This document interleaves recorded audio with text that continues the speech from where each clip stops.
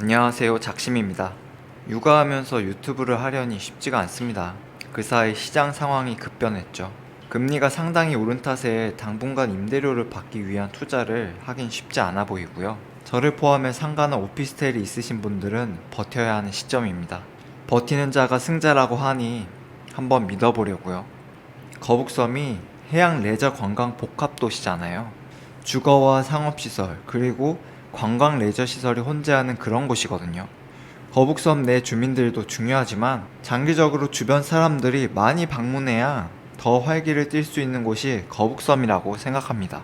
그런 의미에서 거북섬의 주변을 한번 살펴보겠습니다. 시와 MTB 거북섬의 시와는 시흥의 시, 화성의 화를 따서 지은 이름인 거 아시나요?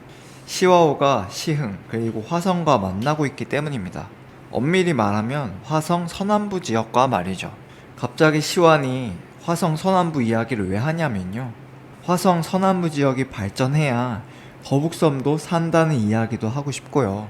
또 하나는 제가 화성의 땅을 꼭 갖고 싶다고 영상에서 가끔 말한 적이 있거든요. 그래서 여러모로 지금이 딱 화성 땅에 대해 공부하기 좋은 시점인 것 같아서요.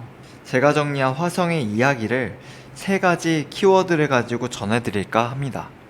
그 전에 지금 영상 이후 바로 다음 영상 주제를 미리 말씀드릴게요. 화성에서 어떻게 단기로 수익을 낼 수 있었는지, 화성은 아직 개발하려면 시간이 필요한데도 어떻게 투자자들이 물리지 않고 돈을 벌 수 있었는지를 영상으로 전해드리겠습니다.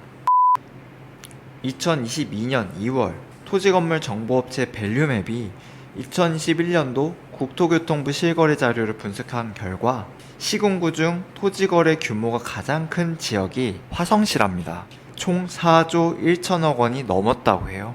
화성 서남부에 송산 그린시티라는 대규모 신도시가 개발되고 대기업 연구소가 있어 토지거래 규모가 1위야 하는 건 굉장히 단편적인 부분입니다. 1위를 할 수 있었던 건 여러 가지 이유가 있기 때문이에요. 3가지 키워드로 말씀을 드리면 첫 번째, 개발 가용성입니다. 화성은 개발 가용성이 좋은 땅이 많습니다. 개발이 가능한 땅이 많다고 아시면 됩니다. 미개발지가 많은 데다가 지형적 조건도 좋고 허가받기도 쉬운 편입니다. 하나하나 살펴보죠. 화성의 지형을 한번 보세요. 화성시의 표고가 서해안 입지적 특성으로 50m 미만 지역이 전체 면적 중 76.8%를 차지한다. 전반적으로 표고가 낮은 동고서저의 지역을 보유한다. 표고라는 뜻이 바다의 면이나 어떤 지점을 정해서 수직으로 잰 일정한 지대의 높이인데요. 쉽게 말해 서해안 인근 땅이 지대가 낮다. 개발 행위가 가능한 경사도인 15도 미만 지역이 무려 86.1%를 차지한다. 이런 지형적 조건만 봐도 화성은 발전하기 정말 좋은 땅들이 많다는 걸 뜻합니다. 이만 특히 표고, 경사도, 인목도 등 조건에 맞아야 개발이 가능하거든요. 표고, 경사도가 완만해서 상대적으로 개발 행위가 가능한 땅들이 있습니다. 방금 말씀드린 물리적 조건도 그렇고 법적인 조건 또한 개발하기 유리합니다.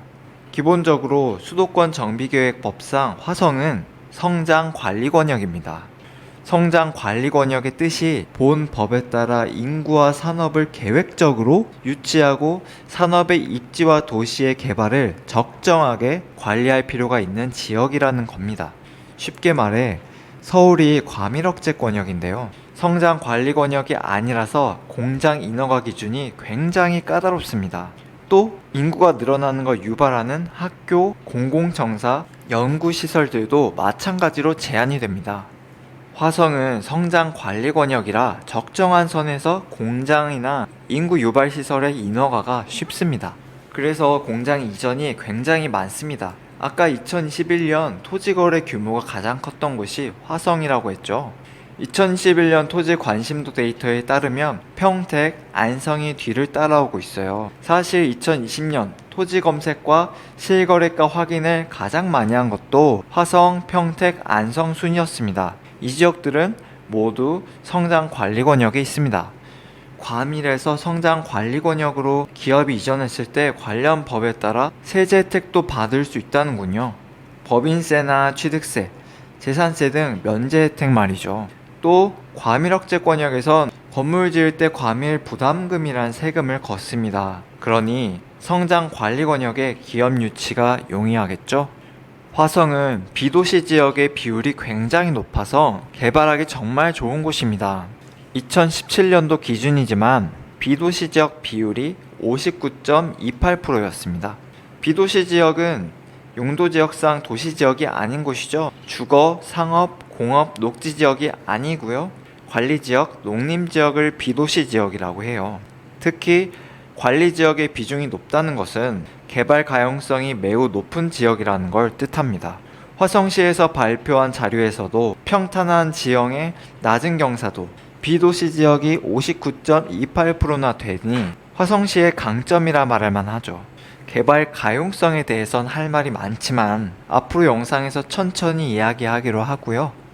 두 번째 키워드는 4차 산업입니다. 화성 서부 지역의 송산 그린시티, 이제 많이들 들어보셨을 겁니다. 동측은 세솔동이 먼저 개발이 됐고요. 그 다음 분양을 알릴 곳이 송산 그린시티 남측 지구입니다. 한국수자원공사에서 2022년 5월경에 남측 산업단지 업종 배치도를 업로드했더군요. 미래운송 클러스터니 ICT, 융합 클러스터니 이것만 봐서는 정확히 어떤 기업이 들어올지 감이 오지 않는데요. 2020년 9월경 화성시청의 고시문을 보면 구체적으로 알 수 있어요. 신재생 에너지 소재, 첨단 화학물질, AI 기반 신약 개발 로봇, 인공지능, 자율주행, 자율운송 로봇, 이런 단어들이 척 봐도 4차 산업의 느낌이 나지 않습니까? 정리하자면 화성시가 이렇게 이야기합니다. 우리는 재정 자립도나 재정 자주도에서 굉장히 높은 수준이야. 그래서 재정 건전성이 경기도에서 가장 우수하지. 왜 그러냐면 산업에서 삼성전자, 현대기아차를 필두로 1만여 개의 제조업체가 있어서 그래. 근데 그걸로는 부족해. 주변 선진국에선 4차 산업혁명에 따른 첨단 기술 산업과 이것을 활용한 스마트시티 조성이 이미 본격화하고 있기 때문에 우리도 개발 가용성이 좋은 이 서부 지역에 개발을 하려는 거야 라고 2040년 화성 장기 계획에서 언급한 바 있습니다. 지금 화성이 2차 제조 산업에 편중되어 있기 때문에 저성장, 저출산, 고령화 등의 문제를 타개하려면 4차 산업밖에 없다는 내용을 보고서에 수십 번 언급을 하고 있습니다. 자, 이제 마지막 키워드입니다. 세 번째 키워드는 인구죠. 화성에 조금이라도 관심이 있다면 화성 인구에 대해 한 번쯤은 들어보셨을 겁니다. 화성은 2022년 12월 기준 91만 명을 넘었습니다. 주민등록 인구 통계에서 화성은 2013년도 53만 명에서 2022년 91만, 2025년이면 100만 명 달성을 한다고 봐야죠. 아무래도 과반 이상은 동탄, 병점, 그러니까 동부 지역에 빽빽이 밀집하고 있고요. 나머지 인구는 서남부, 이 큰 땅에 여유롭게 살고 계십니다. 서남부 지역 주민들의 불만 1순위가 뭘까요? 동서간 격차 심화입니다. 당연하죠. 먼저 대규모 신도시 개발이 진행된 동부 지역에 비해 구도시 및 산재되어 있는 서남부 지역은 전통 상권의 쇠퇴, 공장 난개발, 공공 서비스 시설 부족이 항상 문제였거든요. 그리하여 서남부 지역에서 남양 뉴타운, 봉담, 향남, 비봉, 송산 그린시티 등 신도시 개발이 진행이 되고 도로가 뚫리고 철도가 생기죠. 사람 살기 편하도록 인프라가 깔립니다. 동서간 격차를 줄이기 위해서요. 위에 표를 보시면 인구 증가율이 놀랍습니다. 요즘 애를 낳지 않는다는데 화성은 왜 이리 늘어나요?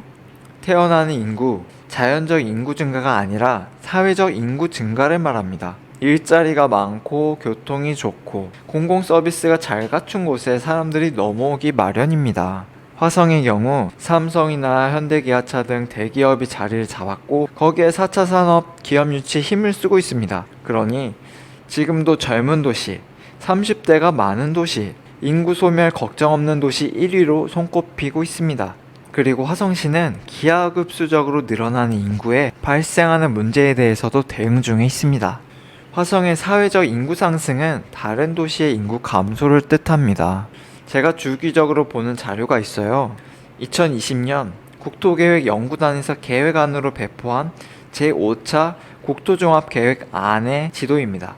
정말 2040년에 이런 식으로 인구 증감이 이루어질까 하고요. 파란색이 인구 감소 지역, 푸른색이 인구 유지 지역, 주황색이 인구 증가 지역을 보여줍니다. 세 가지 색으로 보여주는 대한민국 지도 출처가 2015년 국토연구원의 것인데요. 2011년 행정안전부에서 조사한 자료에 따르면 다음과 같습니다. 두 자료는 거의 유사합니다. 젊은 인구가 왜 화성에 이동하는지 연구원들이 확인을 해보니까요. 고학력자의 젊은 인구가 대기업 그리고 4차 산업기업에 일하기 위해 수도권에 유입한다는 연구 결과를 발표한 바 있습니다. 교육 수준이 높은 대졸 이상의 사람들은 과반수 이상이 화성과 같은 수도권으로 이동한다. 반면 대졸 미만의 사람들은 68% 이상 인구 감소 지역에 그대로 남는다고요. 오늘 전하는 내용을 총정리하면 화성은 비도시 지역, 그러니까 상대적으로 저렴한 관리 지역의 땅이 아직 많다. 그런데 화성시가 4차 산업의 기업을 유치하려고 한다. 마지막으로 젊은 인구가 폭발적으로 증가한다. 결국 절대 사라지지 않는 도시라는 말이죠. 땅을 사면 장기적으로 어마어마한 수익을 볼 수 있습니다.